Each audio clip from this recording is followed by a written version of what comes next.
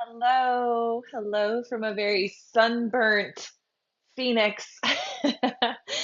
I am re-recording this day 20, week 3 episode, and I'm excited about it. It's kind of ironic in a way, that I'm re-recording it around Gene Key 20, which is my life's work. So I suppose the more we get reps in on this, the better for me and everybody. um, I heard an amazing quote today that said, I believe in coincidences, I just haven't occurred upon one yet, or something like that. I think I butchered the hell out of it. I just haven't found one yet, something like that. I love it so much. I love it so much. You guys have to excuse me. It's very late tonight, and this is a challenging one. I mean, I've got an hour and a half left of this day, and I found out towards the end of the day that the 28-minute, my longest one yet, recording was up and beautiful and had no sound. And when I went back to check on the computer, it had no sound. So it's very interesting. And it spurred me to do something I've been wanting to do for a while, which is order a new computer. So hopefully, this time next week, I'll have a new computer I'll be recording on and changing seasons, turning a new leaf. And it's interesting, this computer that I'm working on and have worked so much on with my businesses was actually a gift from a past boss. And so, while I have no bitterness or anything like that towards the situation or towards that person, it would just be beautiful to turn the page and to energetically begin again with a new machine, and symbolically begin a new chapter. And I think it would be significant to be using a tool that I purchased myself. Um, I think it's wonderful gifts, and I love that my energy attracts gifts, and I certainly welcome them. And also, it just feels significant, this upgrade. So I'm excited. I'm excited about that. We love new toys. So let's get into Gene Key 20. I'm going to start as usual. If you've tuned into any of my Gene Key videos, we will start with this beautiful blog that I'll have linked up in the captions, and then we'll move into the Gene Key Bible, as I so fondly refer to it as. It is the Gene Key book written by Richard Rudd, the founder of the Gene Keys. And as I mentioned, the 20th Gene Key is very sacred to me. It is my life's work key. And also, when you move through your pearl sequence, the life's work key is then referred to as the brand. So everything that blooms from me and that I create has an infusion of this key, very much so present in it. And so, if you resonate with anything that I do or say, or if you're here on this channel following along, you likely are attempting to drink in some of the medicine of the 20. And so, this episode should really resonate with you if all of those things are checkity check, check, check that I listed.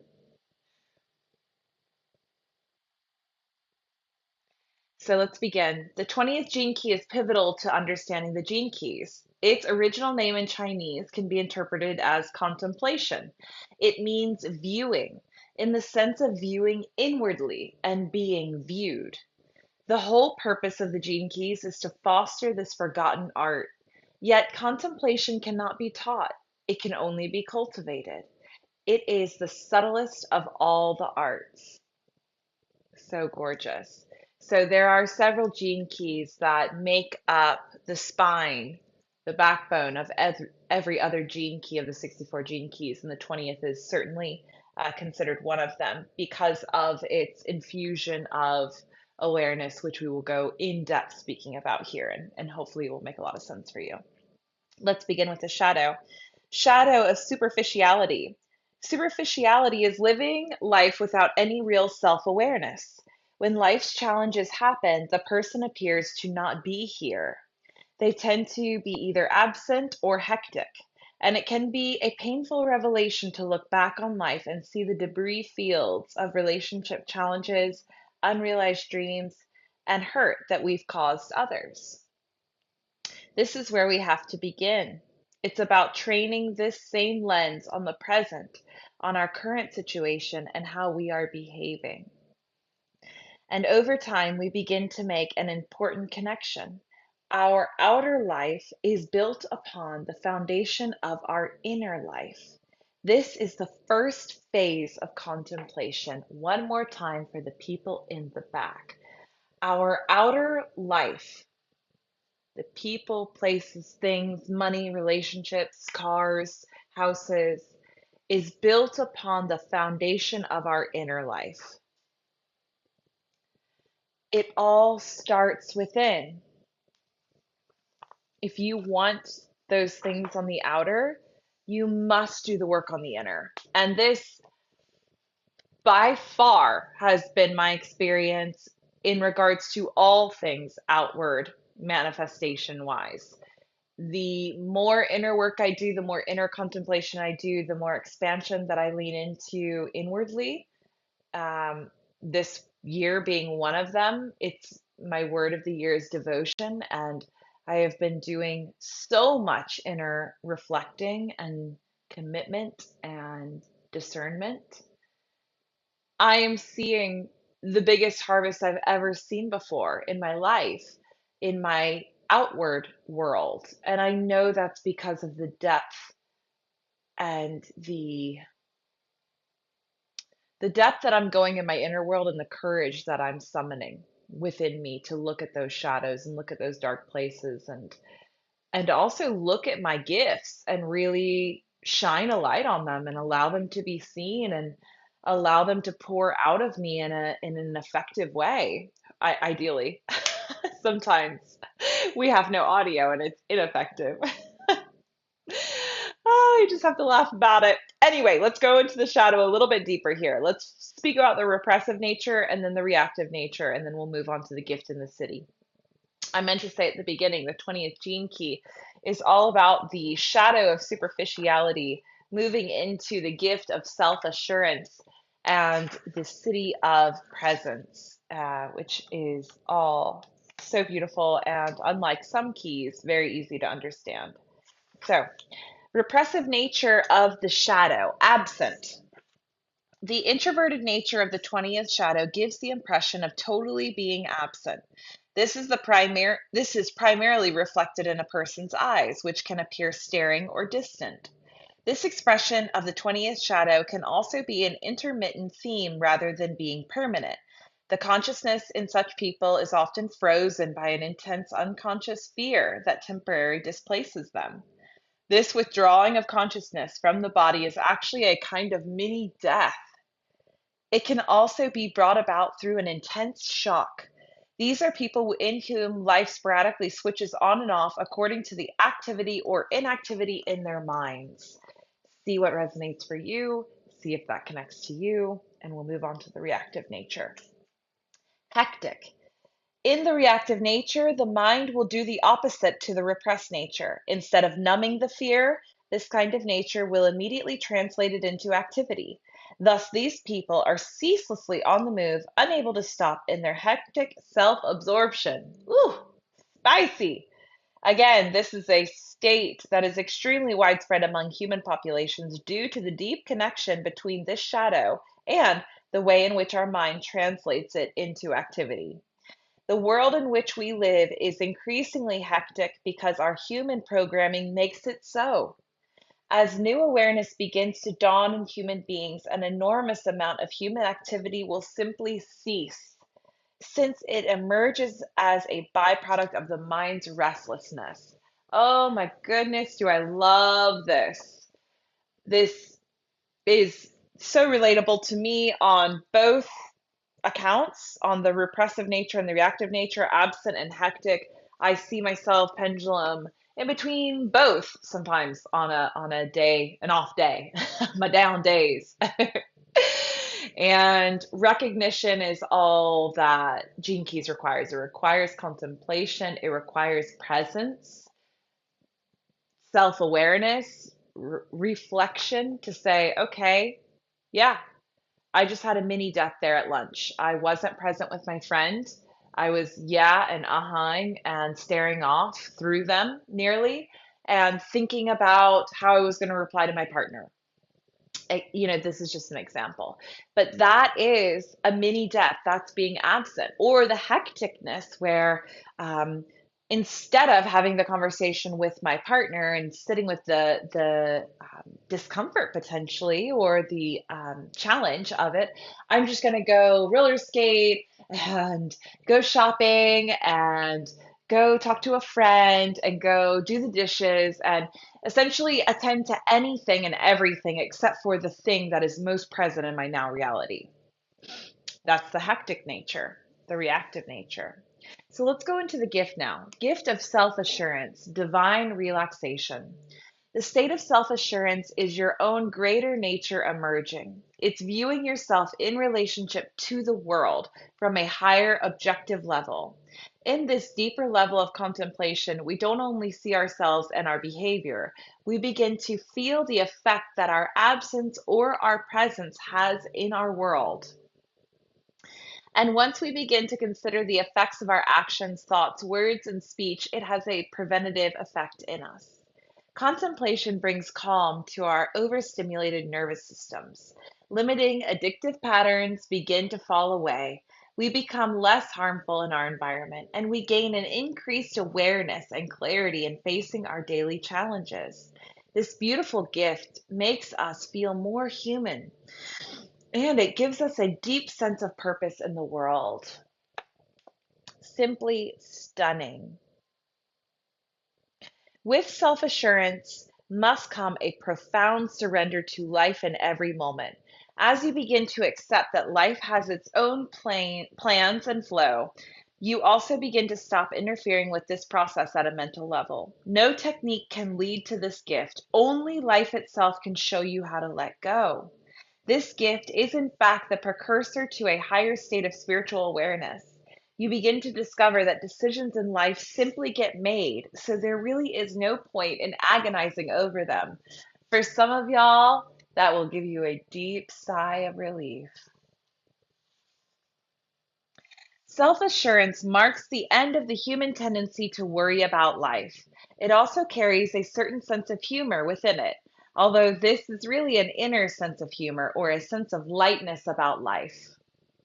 At this level of frequency, you begin to have the faintest inkling that you may exist at a higher level than you know. You also begin to have the feeling that some higher presence is actually looking after you. Human beings like to anthropomorphize this feeling in a whole host of ways through spirit guides and angels, through contact with the souls of the departed, or as the Godhead itself watching over us. In its purest sense, this state of self assurance is actually your own greater nature emerging. You are God, I am God, we are gods and goddesses. It is a sign that more consciousness is being allowed to incarnate into the physical vehicle. Ironically, the more you anthropomorphize this feeling, the less it grows, because that is taking it back into the realm of the mind where it truly doesn't belong. What is occurring at this gift level is that you are beginning to experiment with humanity's future instrument of awareness, the solar plexus system, which is, if you're familiar with human design, is where the emotions come out of. It's our connected to our nervous system, as it said so beautifully here. Humanity's future instrument of awareness, the solar plexus system, the nervous system. This is no surprise that we see so many sound healing techniques and hypnosis and Reiki and these systems becoming more and more popularized and widespread. And they all have a shared goal of regulating the nervous system, light therapy, quantum journeying, etc. So it's beautiful. I will add one embellishment here on this part about self assurance. And for me in my life, having this key so prominent in my design, I've really witnessed times where I have lacked self assurance and I've lacked the confidence to move forward boldly. And I've agonized over decisions and attempted to move through life from the mind. And I can tell you, this never got me anywhere that was fulfilling and satisfying. It was the moment that I began to let life unfold through me and with me as a participating player that I began to gain confidence and assuredness in myself, in the knowing and the faith within me that I was always making the right choices all along, and that there actually isn't even any right or wrong. There just is the choice in front of me. And I still remind myself of this as I look back on situations where I'm like, wow, could I have been more discerning? In hindsight, 1010%, I could have been more discerning. There's things that I'm seeing now that if I had really been looking at in the moment, I would not have moved forward with them or accepted them or allowed them. Now, here's the question, the contemplation. Was I in superficiality? Was I numb to the present moment and not truly absorbing it and gathering the wisdom and the knowledge and the information that was being given to me? Or was I so deeply connected to my self-assurance and the present moment that I knew the choices I was making was all for my higher growth and potential and expansion? And that even though those choices would end up taking me to really challenging seasons and moments, I would be okay because my internal compass, my internal goddess, my internal God, whatever you want to call it, was steering the ship all along. Interesting contemplation if you just rolled with me on that. Let's finish with the siddhi. Siddhi of presence, the sacred Om. Contemplation gives you true power. When the contemplation ceases of its own accord, then you are no longer seen nor the seer. You are simply presence. Whether moving or still, a person living in presence affects the very air around them. They send off radiations of harmony that reach out everywhere and touch everything. It's the mystical art of doing nothing outside your own nature. I adore this siddhi. The presence is experienced as everywhere and inherent in everything is where we get the term omnipresence. So if you have ever been to a circle of mine or listened to a meditation of mine or experienced a session with me, you know that I often incorporate the word presence. Take a deep breath and feel your presence becoming restored in your body. Feel aspects of you may have lost along the way today returning to you with every inhale, exhaling anything that doesn't serve you any further, allowing the breath to make you more and more present in this now moment. I always use these words. I'm affirming to me, I'm affirming to every cell, every DNA strand in your body, in my body, in our collective body, to be here now. This is where the magic is. This is where our knowing is. And the more we anthropomorphize, we give away our power to a god, a dead person, a deity, some sort of role model or authority figure we look up to, the more we disown and self abandon the godlike force within us that is always steering our ship in the most perfect direction. As Abraham Hicks and Esther Hicks would say, our guidance system is always taking us down the path of least resistance towards our desires. And sometimes that is through challenging circumstances. But if you can imagine, even those circumstances are the paths that have the least amount of resistance around them. And so this is such an interesting contemplation, and I'm so honored that I get to share this with us, especially considering this key makes up so much about all of our keys and is such a huge fundamental pillar when it comes to beings that are journeying down the path of self-awareness, presence, self-assurance, and the shadow of superficiality. This is the Gene Key 20. I hope this serves you in a profound way. I look forward to hearing your contemplations and reflections. For anyone that has a request on the next gene key that I approach, I would love to hear it. For until then, I'll continue to flow as I feel called. And the reason I chose the 20th gene key today is because we are on the 20th day of this journey. It's very exciting. About to turn the page on a week. We're on week 3, about to move into the next week, and um, I'm so honored to be able to speak about this key again today and to get it up for you. And thank you for everyone that has been sending me the most beautiful supportive messages on this project and on this journey. And thank you for those that are keeping an eye out when little hiccups happen so that I can go in and fix them.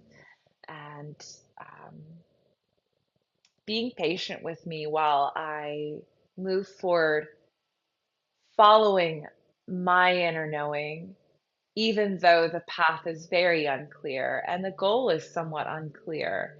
And while I have dreams and visions of where I hope this will take me, I have no idea if this is the correct approach. All I know is that today it feels good and tomorrow it feels good, and I've made a commitment to continue down this journey, one little breadcrumb at a time. And I trust it will lead me exactly where I'm meant to be when I'm meant to be there. I love you all. We'll see you tomorrow for day 21, final day of week 3. And I hope you have a beautiful evening, morning, whenever you hear this. I hope it wraps you up in the most beautiful, warm, present hug. Go be present today.